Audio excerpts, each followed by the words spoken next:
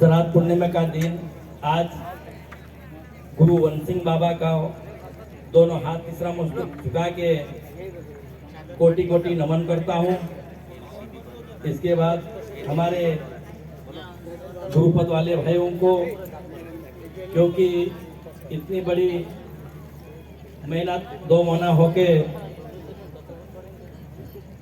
होके मेहनत करके इन कार्यक्रम को जमाया है, इनके लिए भी मैं बहुत बहुत बधाई देता हूँ। और हमारे गुरुपद वाले भाई और भाई बहन सब दूर दूर से आने वाले को भी 2 हाथ तीसरा मस्तक झुका के जय शिवाय नाम करता हूँ कि आज बड़ा महत्वपूर्ण दिन है। और आज यहाँ पे श्राद्ध कोजागिरी पूर्णिमा का दिन है। इन दिन को बहुत बड़ा महत्वपूर्ण माना गया है, क्योंकि 12 महीने में 12 पूर्णिमा आती है, लेकिन सबसे ज़्यादा महत्वपूर्ण श्राद्ध पूर्णिमा बाबा जी ने बताया है। और इसी श्राद्ध पूर्णिमा के दिन चंद्रदेव ने 16 कोला से पूरी पूर्णिमा रहता है। इसी श्राद्ध पूर्णिमा का दिन लक्ष्मी माता इस धरती पे ऊपर जन्म ली थी, ऐसे बोलते हैं लोग। और इसी श्राद्ध पूर्णिमा का दिन अमृत की वर्षा होती है। उसी अमृत की वर्षा में हमारे संत महात्मा पहले जमाने का संत था, वो इसी दिन श्राद्ध कोजागिरी पूर्णिमा का दिन सब लोग जागृत करते थे। और जागते हुए सभी भजन कीर्तन और संत महात्मा की वाणी सुनते हुए दूध गर्म करा था। और ऐसा संत पहले महत्वपूर्ण दूध गर्म करते हुए एक झाड़ के नीचे गर्म करे थे बोले, क्योंकि वो बड़ के नीचे गर्म करे थे और बड़ के पेड़ के नीचे दूध गर्म करे। और बड़ के पेड़ के ऊपर जो नाग देवता था उनका जो विष इन दूध में गिरा था। तो संतों ने तो नहाने चली गए थे, क्योंकि यह नदी पास में थे। इस नदी के किनारे नहाने चली गए थे और नहा के आके शुद्ध होके इन दूध को अमृत पीने वाले थे। लेकिन संतों ने आके देखा था, ये राज किसी को पता नहीं था, लेकिन इस दूध में एक चीज गिरा है। लेकिन एक मेंढक देख रही थी कि भाई इस चीज में दूध में ये जहर गिरा है, तो इसको कैसा करना चाहिए, क्योंकि ये संतों ने इस दूध को आके पिएंगे तो सब मर जाएंगे। इसी कारण से वो मेंढक ने उस दूध में गिरी और सारा संत आके देखे तो ये दूध तो हमारा शुद्ध हो गया, अब इसको क्या करना है, किस कारण से। तो उन्होंने संत महात्मा ने संत इस श्राद्ध कोजागिरी पूर्णिमा की शक्ति से और इस श्राद्ध कोजागिरी पूर्णिमा के दिन जो अमृत गिरा था, वो अमृत जो जहर को भी अमृत बना दिया था, वो संत महात्मा आके उसको देखे कि भाई ये कूदी तो क्यों कूदी, किस कारण से कूदी। संत के पास जिस शक्तियां थी उसी शक्ति से उनको एक छोरी बना दी और छोरी बना के पूछे थे कि भाई तुम यहाँ कूदी तो क्यों कूदी।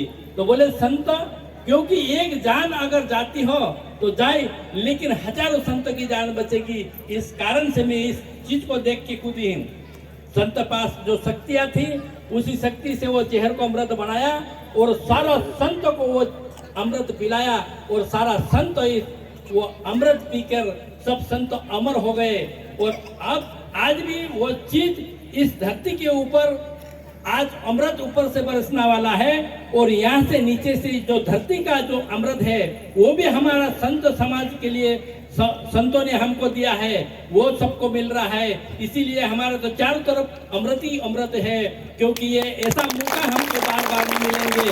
ऐसा मौका हमको श्राद्ध पूर्णिमा का दिन मिलता है। और जो श्राद्ध पूर्णिमा का दिन जो दूध पीता है वो जीवन हमारे जरूर अमर करता है, जीवन में हमारा जरूर उन्नति होती है, जीवन में जरूर अच्छाई आती है।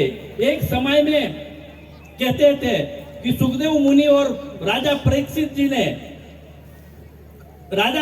जी को सुखदेव मुनि ने एक इसी से सत्संग सुना रहा था।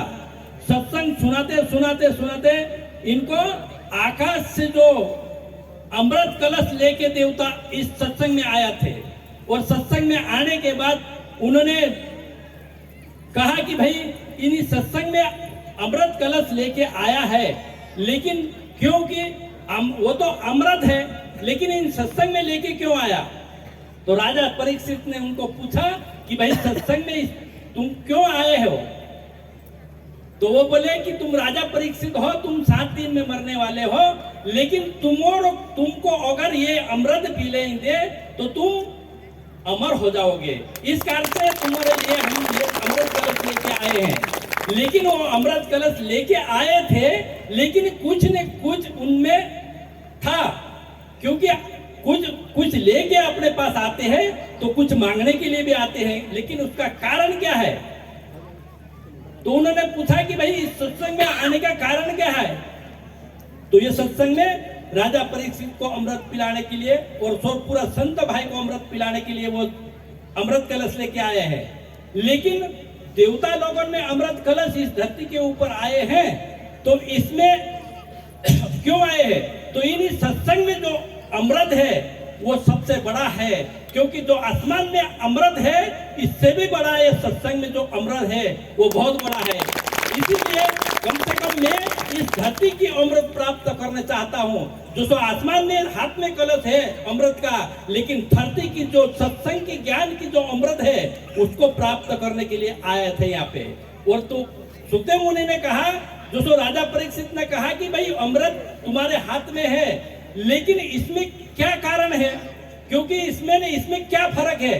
तो उसने कहा कि जो देवता हाथ में अमृत लेके आया था उसने कहा कि भाई इस धरती का अमृत है वो एक हीरो का है, और जो आसमान का अमृत है वो एक कांच के टुकड़े बराबर है। इसलिए इतना भारी अमृत इस धरती के ऊपर है। जो सत्संग में मिलता है वो अमृत होता है, जो सत्संग में मिलता है वो हमारा जीवन में अच्छाई करता है, हमारा जीवन में उन्नति लाता है, हमारे विचार को ठीक करता है और हमारा ज्ञान को बढ़ाता है, हमको उन्नति के ऊपर ले जाता है।